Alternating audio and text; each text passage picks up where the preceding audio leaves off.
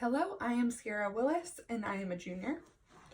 And my name is Kale Gamish and I am also a junior. We are going to explain our experience connected with the hashtag why I read, write, and sign. I'll go first. Be patient with me. So I was born hearing but had a high fever as a baby and it caused me to have hearing loss. I only had one way to communicate with my family at that time, and my mom didn't realize I was deaf until I was about 3. I had hearing loss at 8 months old until I was almost 3. I had a really hard time communicating. I struggled with reading and writing, and people would look at my work and think, oh, cute little kid writing. But there were a lot of grammatical errors in my writing.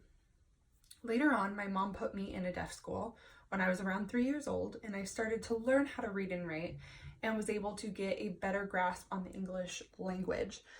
I was also able to change my writing so people could understand it easier, and I was able to pick up communication skills quickly through a visual means of communication. I think the reason I picked up sign language so quickly is because it was fun to learn and I thought it looked cool. I started communicating with my family using signs sometimes and using my voice other times. We used a variety of communication modes. Now I will share my experience. I was going to school at California School for the Deaf, Riverside, but I struggled with teachers and my parents decided to put me in a mainstream school. I ended up having more problems with the mainstream school than at CSDR because I was always lonely and I didn't have a group to socialize and hang out with.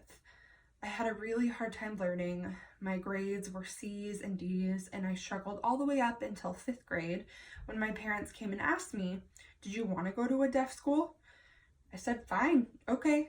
So I went to the deaf school. I went back to CSDR and it was much better. I learned to communicate better.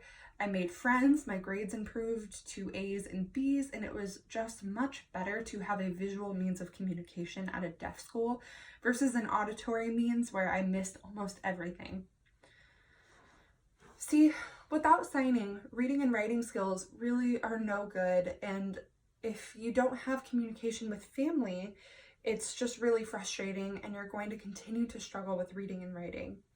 Nothing is going to get better if you won't change for our own good and accommodate what we need as deaf people. Thank you. Bye.